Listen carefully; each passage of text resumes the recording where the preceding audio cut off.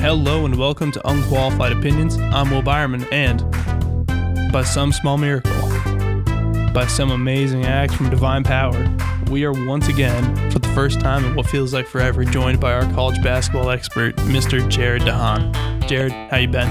Hey, Will. It's been a while, but it's good to be back in the booth. Great to still be here with you, man. So let's get it started. So we got the top 9 conferences in college basketball.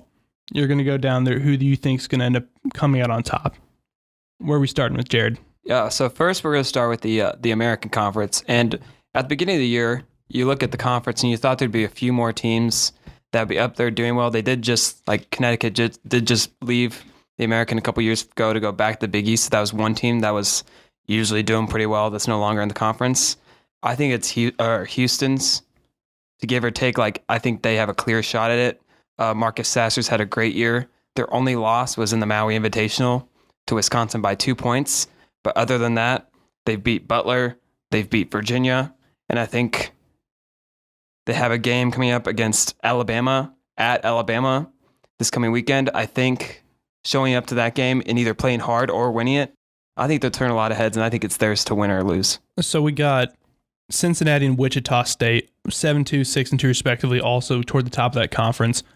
You know, they're traditional basketball powerhouses. What are their odds of taking this from Houston? And then also, of course, East Carolina's 8-2.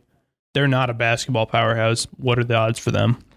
I just don't see any of these three having a great shot. Wichita State is kind of in the rebuilding era right now, and so is Cincinnati. Cincinnati lost their coach. He went to UCLA. They've had a lot of turmoil in their program. Lots of transfers that I think could end up playing really well together, but I think it's just going to take too much time. By the end of the year, I think they could get close to Houston, but right now, I think Houston's the clear front runner. All right, so moving on, I believe we're doing Atlantic 10. At first, at the beginning of the year, I thought it would be either the St. Bonaventure or Dayton. Dayton got out to a rough start. They lost 2 home games to just not good opponents at all. They got absolutely humiliated. And then they came back in their in-season tournament and beat Kansas. So they're actually on like a 5-game win streak right now, but starting out 1-3 and losing to some very low-tier opponents, I'm not sold on them just yet. So I'm going to go with the Bonnies on this one. I think it's theirs to win. So the prospect I'm most familiar with in this conference right now is Hyungjun Lee for Davidson. Again, I'm more along the draft end of college basketball. That's where I focus on. So he's kind of the big name I know for Davidson. What can you tell some of our less basketball knowledgeable fans about the Atlantic 10, just briefly, because it's definitely going to be the smallest conference that we cover today?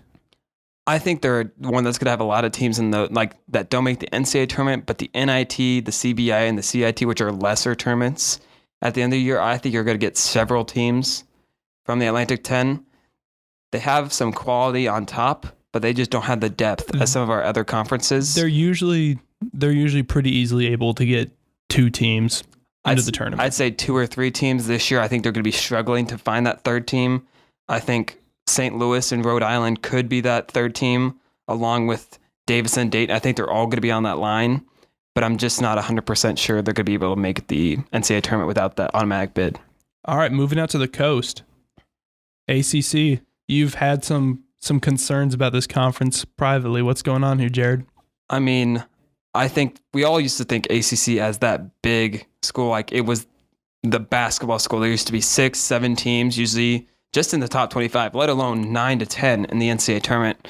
Well, you're looking at this conference right now, and the only teams that there's no team that has 0 losses, but the only teams that have 1 loss are Duke and Wake Forest.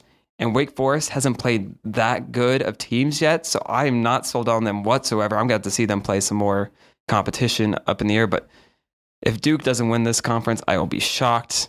I mean, just watching them earlier in the season, I just don't see how you could say they aren't going to win this thing. I mean, Paolo Banchero has been absolutely as advertised as a potential number 1 pick, but Trevor Keels has been the big surprise for me.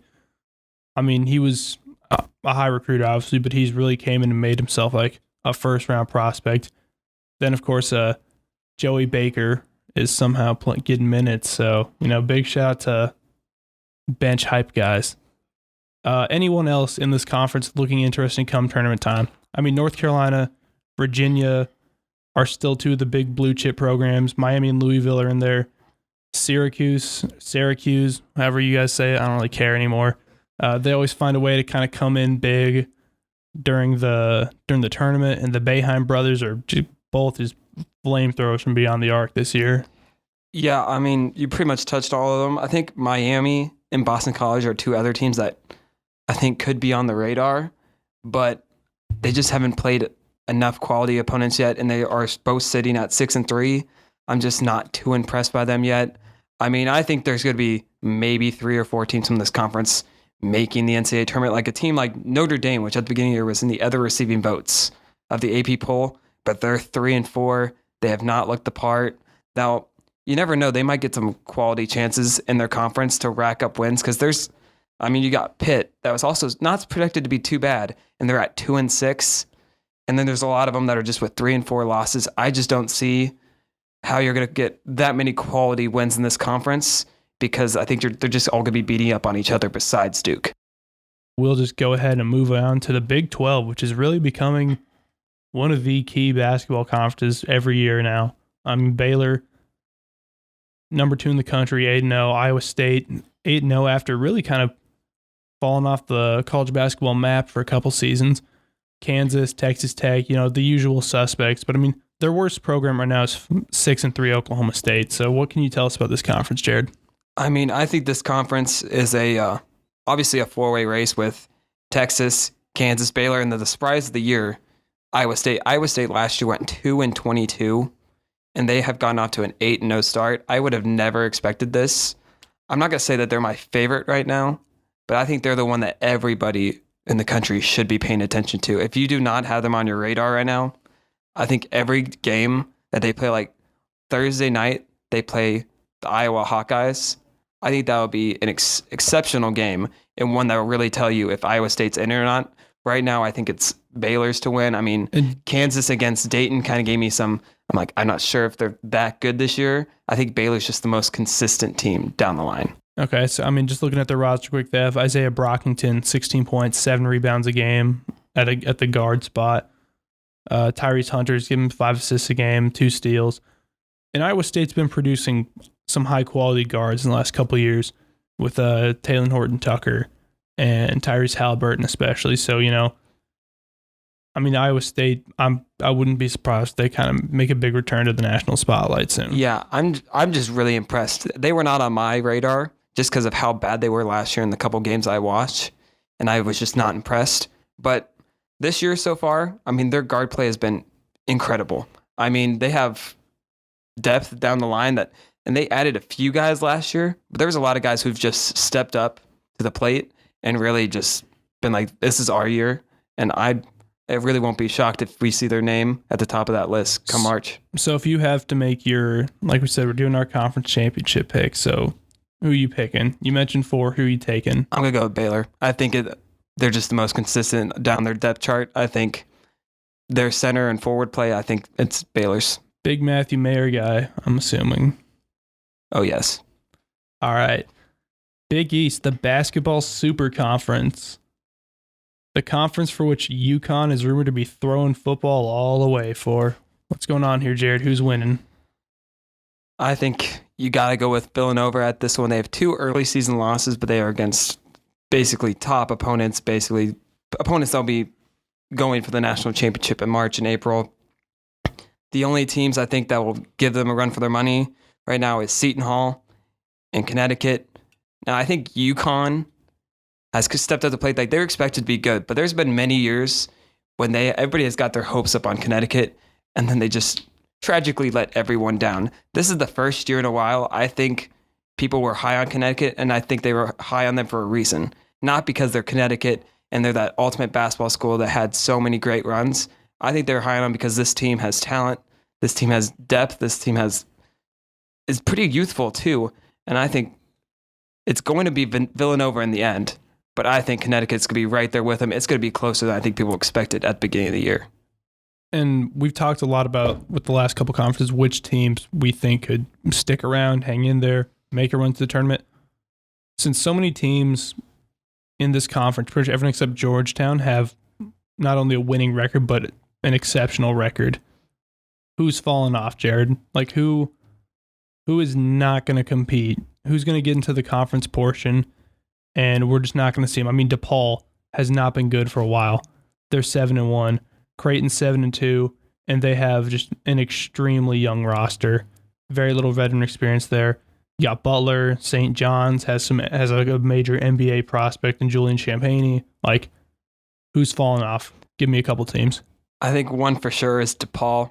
DePaul every year, it's always projected last or second to last, and it's been going on for a while.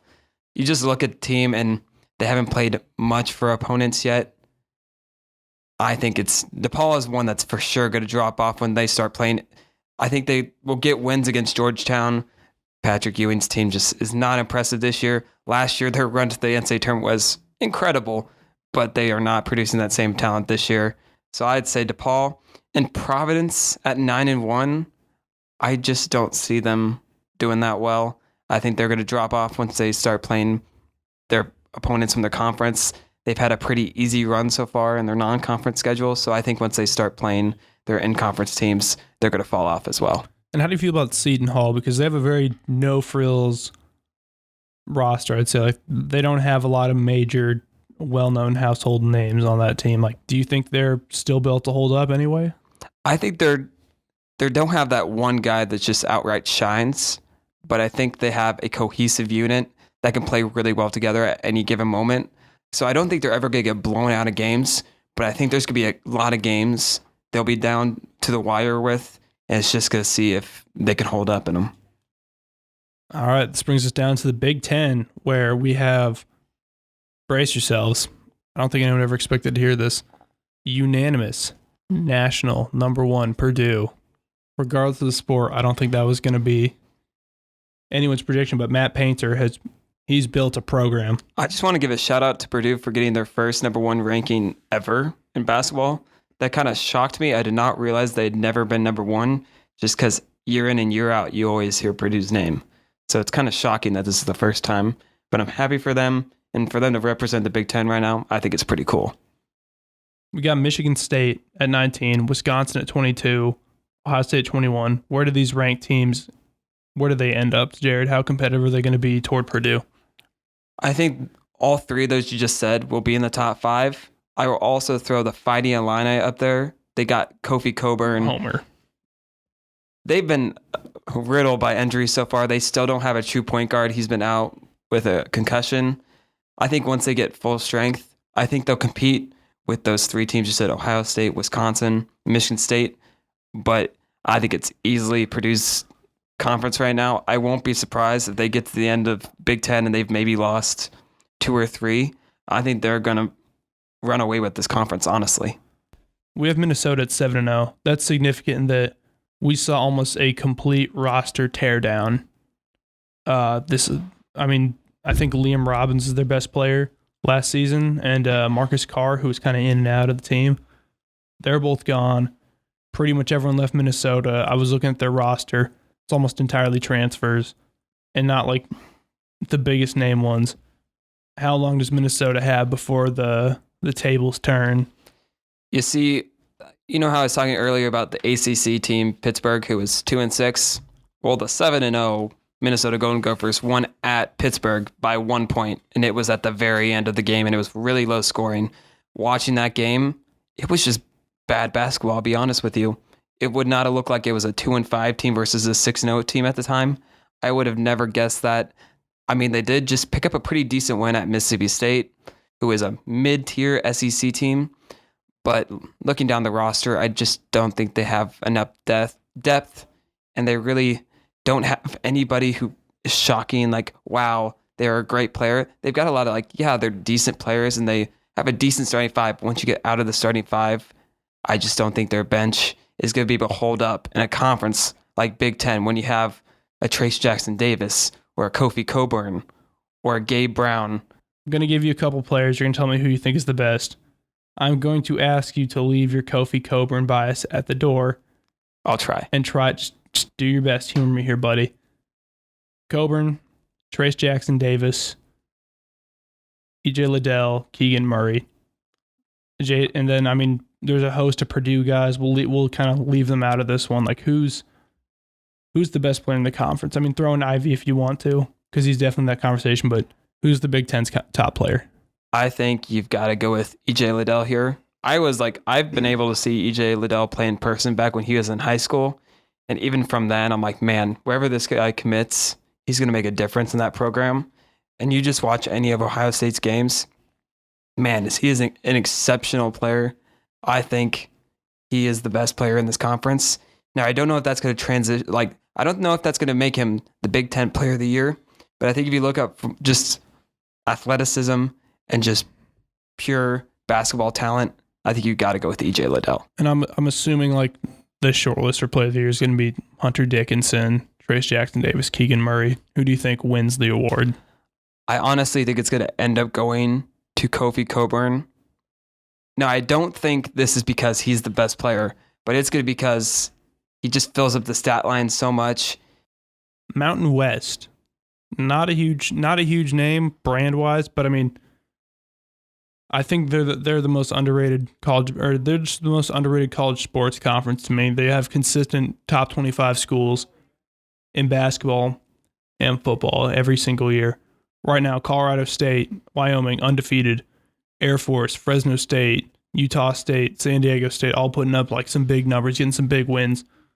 I'm assuming they're going to have someone ranked before the end of the season, and I believe they had 3 teams in the tournament last year, so they're getting that respect. Who's your pick for the Mountain West? If you would have asked me at the beginning of the season, I would have said San Diego State or Utah State. Looking at it now, I'm going to have to watch Wyoming play tonight against Arizona to really know how good Wyoming is. If they can put up numbers and get close to beating Arizona, I think they maybe change my mind for having them. Colorado State is just a all-around good team. Now, I think they're going to be relying a lot on getting wins in their conference to make the tournament because, again, I mean, the Mountain West, you've got to play teams in your non-conference because once you get to the bottom of the league, you got UNLV, San Jose State, Nevada, Boise State, who are all at 4 losses or more and just aren't that great. So those wins will mean nothing, and the losses will only hurt you.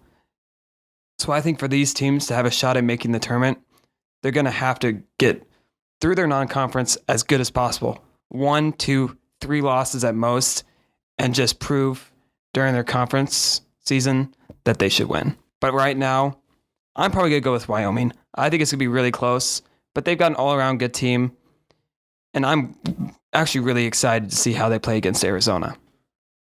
All right, moving down to the Pac-12 out on the coast. USC Trojans 9-0 got UCLA, one of, I'd say definitely the most hyped up teams coming into this season. I consistently would see them like just below Gonzaga, above Baylor, and above Purdue, and the rest. And then we have Arizona, who's 7-0, having a kind of a bounce back season too. Who's your pick for the Pac-12? You would have asked me at the beginning of the season, I would have said UCLA 100%. I did not expect Arizona to turn around this quickly. They've really become a team to be reckoned with. I'm still going to go with UCLA. I think coming off their exceptional run to the Final Four last year, I think they've got a lot of key pieces. But USC and Arizona, they're not teams to take lightly. And they've got a lot of NBA talent on those teams. Personally, I'm a lot more concerned about Arizona than it would be about USC. But we've seen the Pac-12 end up pulling off like some four bid years, If that could happen this year, I mean, you got Utah, Colorado, Washington State kind of at the top of that list. Is there a realistic shot a 4th team gets in here? I mean, at the beginning of the year, Oregon was in the top 15. Now, recently, have not looked good. I will be honest with you, they've been the shock of the season in the Pac-12. I really expected them to be like a top 4 seed in the NCAA tournament. Instead, they're 5-4. Well, they are coming off losing their 2 best players, LJ Figueroa and Chris Duarte, who's been putting up some big numbers in the league. Yeah, but I just don't. They've really shocked me this year. I think Washington State is one that this is the best year are projected to have in a long time. I mean, they were usually the bottom dweller with Oregon State growing up, but I think they could honestly pull off a possible NCAA tournament bid. But I think they're more gonna have to do what Georgetown did last year and win the Big East championship, just like I think Washington State's got to win the Pac-12 championship. I just don't see a fourth team right now, but you never know. It's only December 8th, and there's still a lot of basketball to play. SEC time, Jared. I mean, really having a stronger season than I'm kind of used to seeing from them in basketball. I know I feel like they've had some lackluster overall seasons of late, but Alabama and Arkansas's resurgence have been pretty huge. LSU's ranked right now. Auburn's still in the rankings. Kentucky and Florida are obviously their mainstays, but then Texas A&M 7-1 right now. And we've seen both the Mississippi schools put in some good numbers. Tennessee's still in there. Like, no one's really out right now. Who's taking this one, Jared? Like you said, I think Georgia, Vandy, and Mizzou, I've watched them all playing games. Besides Georgia's win versus Memphis, I've not seen another game out of those teams that was very good. I do want to shout out for Georgia beating Memphis. I mean, it's kind of exposing Penny Hardaway and a chance of being not that great a coach, but that's just my unqualified opinion. But Jared, he's a big NBA star. And he can get the number one recruit, but guess what? If you can't coach, you can't win. So, but he got Imani Bates, who's been super hyped since he's 13. How on earth could he be a bad coach? We're digressing. Let's get back to this, Jared. Okay, so I think it's Kentucky's conference. I mean, they had a down year last year. When I mean down year, I mean there was Kentucky people calling for John Calipari's head, and I'm like, it was one bad year. He's gonna get the good recruits. He's gonna come back and prove everybody like I'm still a great coach. We just had a bad year, and guess what? He's doing that right now. I think I would have said Alabama, but I saw them lose to Iona in their in-season tournament. Hey man, Rick Pitino's bringing that championship experience. He really is. They played really well in that game, but Alabama does not have me sold after that. I think it's Nelly Jr. Joseph from Iona actually he's getting some good NBA looks now for that one. And I'll shout out Rick Pitino. He's doing a great job and with that school. No one should ever shout out Rick Pitino, Jared. My bad. I retract my shout out. Shout it. But I will say Alabama, Arkansas, they will have a decent shot. LSU, I haven't really been able to pay attention to them. They showed up in the top 25. I'm like, wait, what? So I had to look up their record. And I'm like, oh, so I'm going to have to keep a close eye on them. I still think it's Kentucky's conference. I'm shocked that we're talking about the ACC having one school in top 25 and the SEC having 7 when usually it was the other way around. I mean, I remember when it was SEC or the SEC was Kentucky and maybe got another one in Alabama or a Florida here and there. By the way, Florida's loss to Texas Southern on Monday.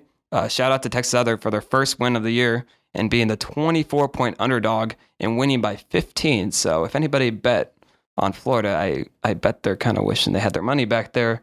Let's talk Auburn quick because, I mean, you've watched most teams that we've talked about today played, if not all of them. This is what you do. You watch you watch you usually watch one game from every team, right? Yeah, I got it. You got to spread the love. I tell you what. So, Jabari Smith, what were your first impressions of him? Because he is one of the biggest risers I've seen in the draft so far. I think he's pretty darn good. I think he has shocked everybody. I mean, he was not on my radar, really. He was in the first, probably the lottery discussion, but if it wasn't for Chet and Paolo, he'd be making a run for number one. And I think those two are pretty much, I think before the year started, it didn't matter how well those two guys played. I wouldn't be surprised if he gets up top 5. It wouldn't shock me at all, but I think he's looking at 3 right now. I think 3, but I think 1 and 2 are set in stone. It doesn't even matter how the next 3 months go. I think those 2 are already set in stone that nobody even cares. It's 3 and on where it gets, I think 3 to 10 gets really interesting. And then we got Kennedy Chandler at Tennessee. Have you seen much of him? I know he's had some up and down moments, and he's supposed to be kind of the big savior for that school. I mean, I did just watch their game against Texas Tech when it was 44-44 at the end of regulation. That is a very low-scoring game. And, I mean, Tennessee was shooting like 25%. So, obviously, that's pretty much been the only game I've really paid attention to. So, I don't have enough of an opinion yet just because they could not get the ball through the hoop and there were some missed layups. It was not what you'd expect from the 13th ranked team in the country, I'll be honest. Are you a Santiago Vescovi enthusiast, Jared? Yes. I only know about him because he was like one of the first, like when the NBA launched their overseas academies, he was kind of one of the first big names because he's from Uruguay, not on the basketball map. And he's at a Power 5 school putting up big numbers now. I would also love to see how people spell his name because I've tried to pronounce his name and I could never get it right. I'm hoping I'm doing that right. There's the two dark horses I have right now. One is Iowa State. No way, dude. What? I think Iowa State is one that nobody thought of, and you watch their games, they're going to be rising up. If they beat Iowa, I mean, it's at Iowa State, but if they beat Iowa, I think they're going to be turning everybody's heads, but like, we're not a joke. Like, we are a real team. And I think Connecticut is one that's going to be really interesting to watch in the Big East and seeing if they can compete with Villanova. Shout out to the UTSA Roadrunners. I don't know how their basketball team is doing, but guess what? They beat Maya Illini in week 1, and they really surprised me then. I would have never expected them to go to 12-1, but guess what? Shout out to them. Hopefully their basketball team is doing pretty well. They are currently 5-4, but you know what? The upside is there. Hey, that's over 500. I think that's pretty great. They got a shot. I mean, it's Conference USA. They got a shot. I mean, they're basically a powerhouse in the college basketball world. I tell you what. They have a 6'5" point guard, Diu Jiang, 16 points, 6 rebounds a game. 6'5" point guard. Yep. Jeez. I'm actually probably gonna go try to find one of their games. Hopefully, it's on a streaming platform that I can watch. Playing Sam Houston, man, and then we got Hey, I've seen them play before. Nice. They are not very good, so go UTSA. All right, well, that's going to be it for us today. Make sure to like, subscribe, all that stuff that every YouTuber just kind of shoves down your throat every time you watch a YouTube video ever. We don't like doing it, but, show some love. Keep Jared DeHaan engaged here. Give the man some likes. He needs to see those likes to stick around. Oh, of course. I'll make sure I'm back on here quicker than the last time. It's been a while getting back in this booth, but it's good to be back. We'll keep the college basketball coming. We'll get some NBA stuff for you guys next week. We'll probably be doing a little bit of a hiatus over the holiday season, but we're here to. We're going to keep making content for you guys. We're here to stay. Thank you so much for everyone who's been supporting us for all these years. We'll see you guys next time.